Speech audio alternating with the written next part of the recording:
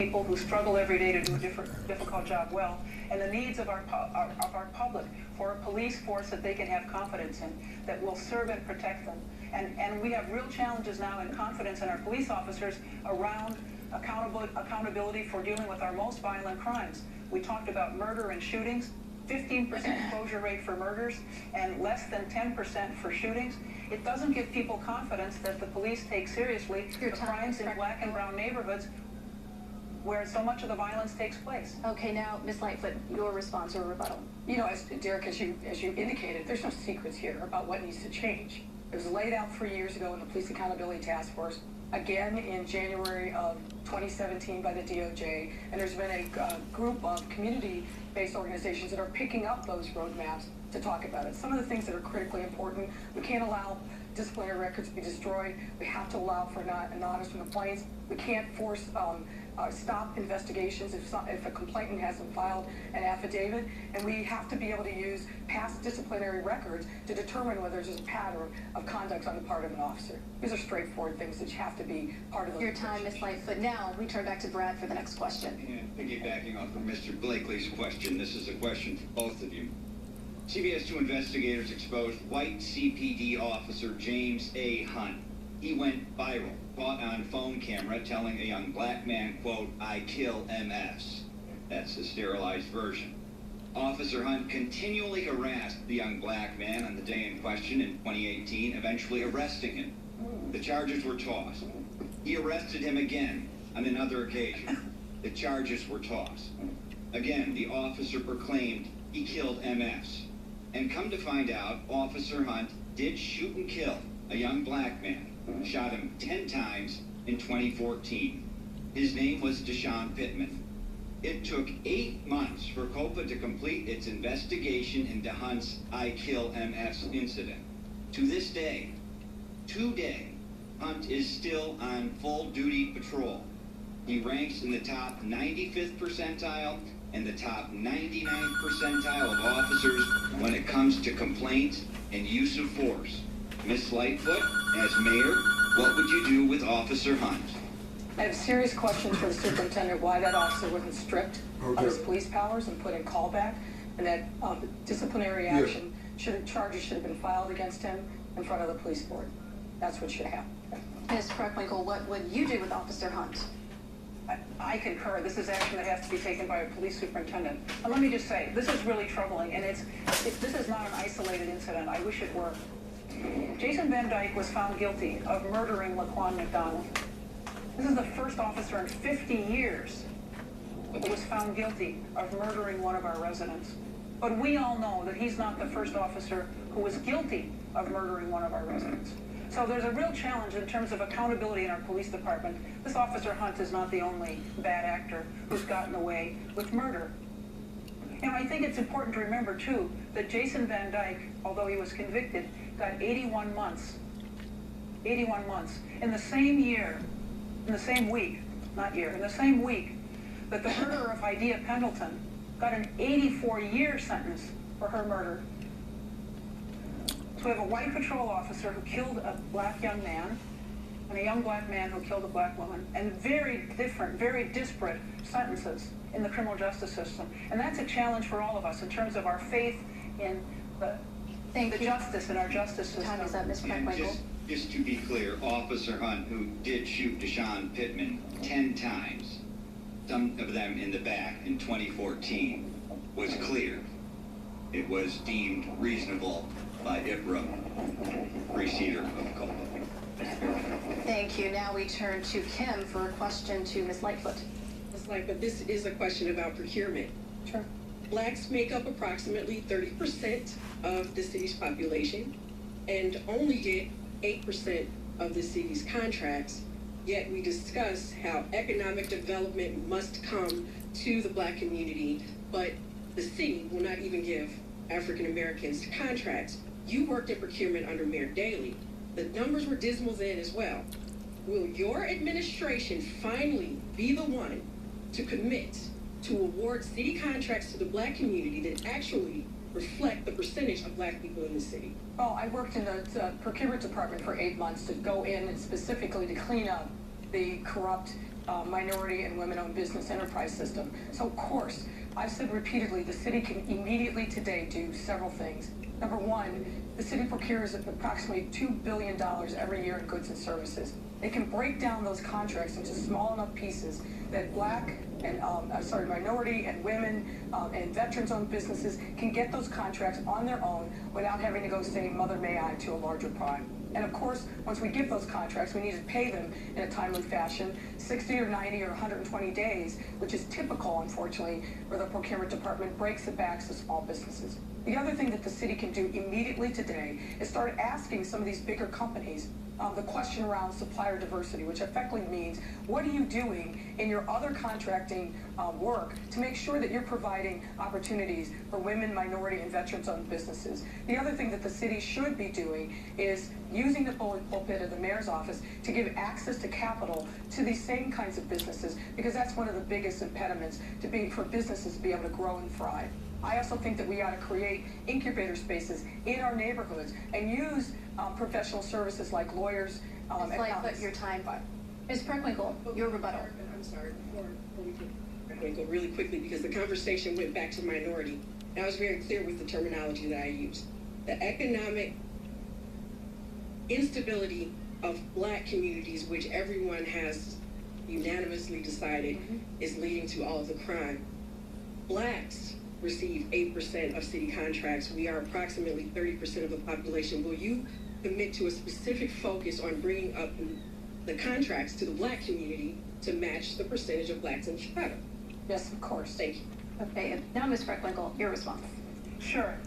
You know, I think it's really important that government lead the way in terms of providing opportunities for minority business enterprises and women business enterprises. And we've done that in the county. The first thing we did was invest in technology so we could really track our contracting and know where we were on a day-to-day basis on our contracts, because we found ourselves at the beginning with a situation where we could only determine whether or not MBE and WBE percentages were met at the end and then fine people. So we wanted to be sure that we invested in technology so we could have the information right at hand and take corrective action as in the course of contracts rather than waiting until the end. You know, and I really think it's important that we not only look at the opportunities for the city, but, you know, all of our sister agencies, so the Park District and the CHA and the city colleges. We have to look at opportunities there as well. It can't just be focused on the city alone. And secondly, we've got to invest in our businesses in our neighborhoods on the south and west sides of our city. And we can do that through grant and loan programs in partnership with the private sector and using our own resources. We have to invest in these neighborhood businesses if we want to have strong communities. We're going to switch gears here. We have asked you questions, the panelists and I. Now we want you to ask each other a question. You will have 15 seconds for the question and 30 seconds for the answer. Ms. Lightfoot, you may begin. My question to President. Your question to Ms. Preckwinkle. Madam President, what I'd ask is, what do you say to young people about what you would do in your 4 years as mayor, if you're lucky enough to win next week, to build hope for them so that they can stay and thrive in this city? You know, we have a wonderful city, and we need to ensure that all of our young people have opportunity in that city. And I have focused very strongly on public education because I know that education is an escalator. And we really need to be sure that all of our neighborhood schools are well resourced and provide people with that education escalator. And not only our neighborhood elementary schools, but our high schools, that they provide opportunities not only for college preparation, but for vocational training, for STEM programming, and for opportunities beyond college. Now, your turn to ask the question. Sure. You know, you are a corporate lawyer, and it's something that you've said that you are proud of. However, you have defended corporations accused of age and race discrimination, and you were a supporter of, you were an attorney for the Republicans who challenged the Democratic map. What do you regret most in your professional life? Well, there she goes again. Here's what I'm going to answer this question to say. You've made a hallmark of your campaign since February 26th to denigrate me, to challenge me, to portray me as something other than I am. Our children are watching. You talk about your grandchildren all the time, and I have to explain to my daughter what it means when adults lie. I have to explain to my daughter what it means when adults are bullies.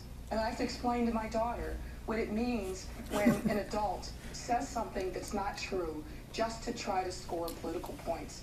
Our children are watching, and I think it's critically important that we conduct ourselves in a way that they can be proud and we can be proud of them. Ms. Preckwinkle, do you have a response to that? Sure. You know, I think it's really important in political campaigns that not only you share your own views and vision, but you contrast your position to your opponent. And you know, this is a person who is complaining now about the tenor of the campaign, but who in the first debate called me a liar and has repeatedly said that you know, I'm a cockroach. So, you know, I think it's a little bit hypocritical for her to complain now about the tenor of the campaign. I'm a person who spent my entire life in public service, as a teacher working for not-for-profits, as an elected official. I'm proud of that work, and I think that work well prepares me to be mayor of the city of Chicago. All right, now we want the two of you to state your case. 6 days until Election Day, you each have a minute for closing remarks. First, Ms. Lightfoot. Well, as I said, I think this election is historic because it presents us with the opportunity to break from the corrupt political machine. It gives us an opportunity to speak our values in a different and more profound way, and to talk about hope and optimism and building the kind of city that our children can actually live in. I think that we need to make sure that we have a city where public safety is not just a commodity for the rich, but is really available in every neighborhood. We have to have a city where we have true affordable housing options so our young people can stay, so our older citizens can also live in dignity. We need to make sure that we are tackling the challenges of our city finances. But we can't do any of that if we don't have a leader who stands for integrity, who stands for bringing people together and not the divisive politics of the past. I believe that I am such a leader, and I hope that on April 2nd, I'll be able to come back to all of you and say thank you for making me your next mayor. Ms. Preckwinkle, you get the last word. Thank you very much for inviting us this evening. I really appreciate this opportunity to share my vision for Chicago. As I said in my opening remarks, I'm a fighter. I spent my childhood fighting my way home from school, and I've spent my adult life fighting for working people and working families.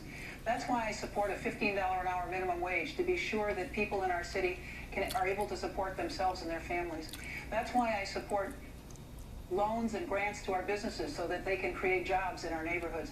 I've done the difficult work of community building, improving our public schools, bringing housing to our neighborhoods, particularly affordable rental housing, and also trying to make our streets safer. This is work that I've done in collaboration with community residents.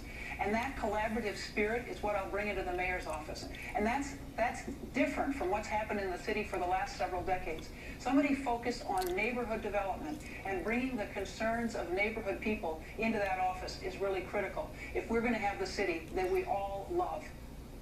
Thank you. Thank you to you both, Ms. Lightfoot and Ms. Preckwinkle. There's a lot at stake as voters consider your positions on the issues in these final days. We're going to take a quick break, and we'll be right back.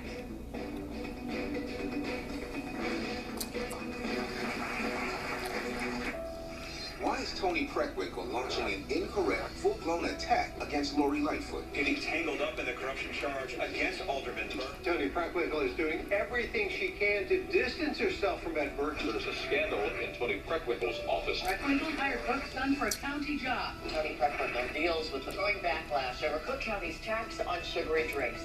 An entrenched political insider won't lead Chicago forward. It's time to bring in the light. Mayor Pawar is a typical politician. Pawar's missed more than half his meetings as alderman, one of the worst records in the city council. And when he did show up, Pawar voted for the largest property tax hike in Chicago history. But Melissa Conyers-Irvin shows up for us every day. As state rep, Melissa protected child care for Chicago families. Her plan will make the treasurer's office more independent from politicians and ensure we invest in every neighborhood, not just downtown. She's ready for this. Oh, you bet I am. Melissa Conyers-Irvin for treasurer.